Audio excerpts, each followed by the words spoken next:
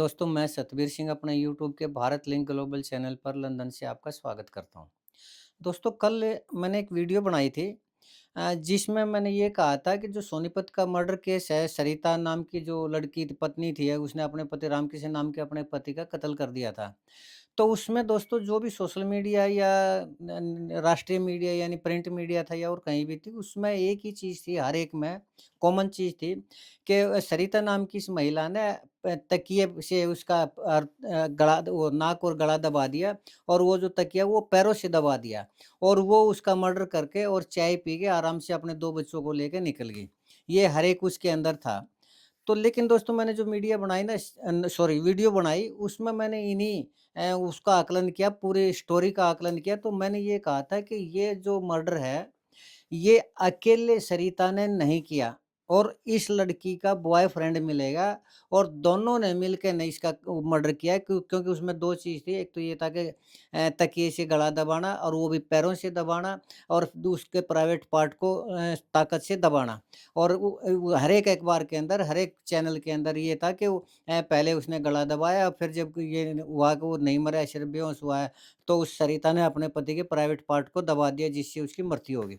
जबकि मैंने इस चीज़ को डिनाई कर दिया था। मैंने ये कहा था कि अकेले सरिता ने ये काम नहीं किया, उसका बॉयफ्रेंड है, ज़रूर बॉयफ्रेंड है और दोनों ने मिलके ना उसका मर्डर किया है। जबकि उसकी जो माँ है और उसके बच्चे उन्होंने ये स्टेटमेंट दी कि वो कमरे में से निकली, अकेली निकली और रात को उसके साथ सोई थी। सवेरे जब वो चाय पी के गई, हम उठाने लग रहे जाते-जाते ये बोल गई कि वो देर से उठेंगे, उसको उठाना मत। लेकिन जब देर हो गई और उस लड़के को उठाने गया तो पता चला कि उसका मर्डर हो चुका है और तब तक उसकी जो पत्नी थी, रामकिशन की पत्नी, वो फरार हो चुकी है। तो ये था मामला दोस्तों। और अब रामकिशन का जो भाई है मेहर सिंह उसने ये कहा था कि इसके संबंध थे, यानी जब संबंध औरों के साथ भी थे, ये बताया था। तो मैंने ये कहा था कि इसका जो बॉयफ्रेंड है वो भी इसके अंदर शामिल था, तो वो क्यों कहा था ये मैं आज आपको बारे में बताऊँगा और एक चीज़ और भी कह रहा हूँ मैं कि इस मामले में सरिता बिल्कुल साफ बच जाएगी, संदेह का लाभ मिलेगा कोर्ट में और उसको कोई सज़ा नहीं होगी, तो वो मैं क्यों कह रहा हूँ, वो भी सारा बताऊँगा।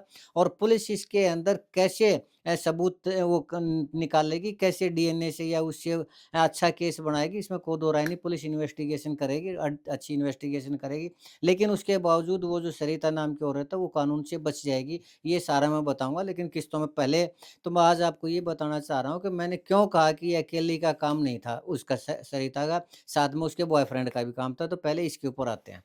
तो उसमें के अंदर मीडिया के अंदर ये था दोस्तों कि सरिता ने पैर से तकिया दबाया, पहली बात। पैर से तकिया दोस्तों नहीं दबाया जा सकता। हाँ, संभावना है लेकिन कोई भी आदमी या महिला या आदमी किसी का गला दबा के ना या फिर उसका नाक के ऊपर तकिया रख के मुँह बंद करके नाक करके यानी साँसों के आने की उसको बंद करता है, तो वो तकिए का इस्तेमाल हाथों से करता है, पैरों से नहीं करता, पहली बात। दूसरा फिर संभावना हो सकती है कि चलिए हम मान लेते हैं कि ये पैर से दबाया होगा, तो पैर से दबाने के लिए उसको पैर गले पर रखने पड़ेंगे, तकिया के ऊपर रखना पड़ेगा। लेकिन तब तक उसके हाथों की जो पकड़ है ना, वो तकिया से ढीली हो जाएगी और रामकिशन एक क्रिमिनल टाइप का आदमी था और उस सरिता की जो बॉडी स्ट्रक्चर दिखाई दे रहा था वो एक कमजोर महिला का दिखाई दे रहा था और रामकिशन की जो बॉडी स्ट्रक्चर थी वो एक मजबूत आदमी की दिखाई दे रही थी और जैसे ही तकिया से पकड़ ढीली होती रामकिशन उससे अपना बचाव करता और उसको धकेल के दूर करता। वो क्यों?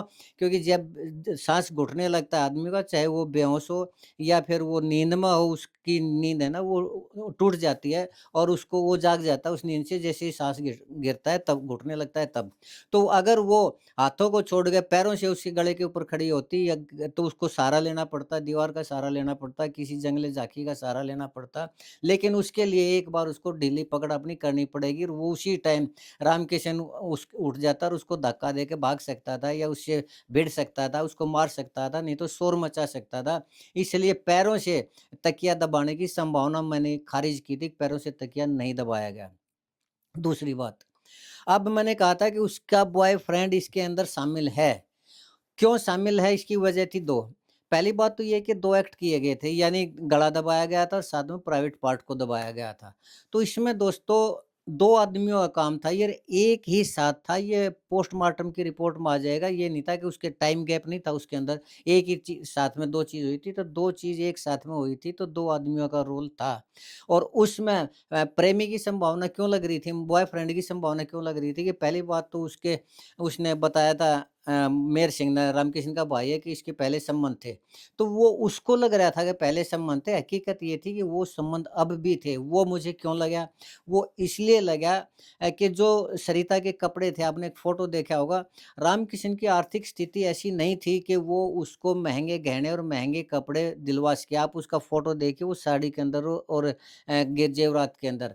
वो महँगी साड़ी थी और महँगे जेवरात थे, तो वो उसके पति की कैपेसिटी नहीं थी, तो ऑब्वियसली कोई न कोई एक्स्ट्रा मैरिटल अफ़ेयर उसके थे।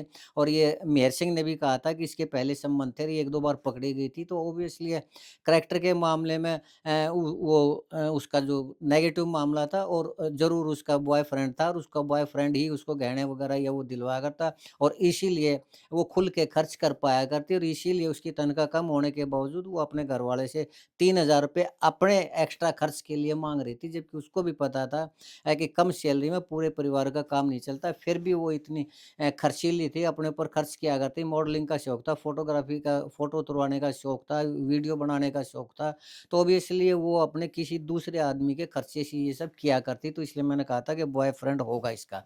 दूसरा फिर ये है कि ये 2 काम एक साथ हो सकते हैं, और अकेली सरिता अपने पति को काबू नहीं कर सकती, तो ऑब्वियसली उसने दूसरे आदमी को बुलाया ही बुला होगा उसमें, और वो दूसरा आदमी बाद में तो पता भी चल गया, लेकिन पुलिस ने जब इन्वेस्टिगेशन की तो वास्तव में वो सतपाल नाम का दूसरा आदमी मिला, और उसमें मैंने ये कहा था कि ये एक साथ दोनों काम हुए, यानी गला दबाया, सतपाल नाम तो बाद में आया, पहले मैंने कहा था कि गला दबाया किसी आदमी ने।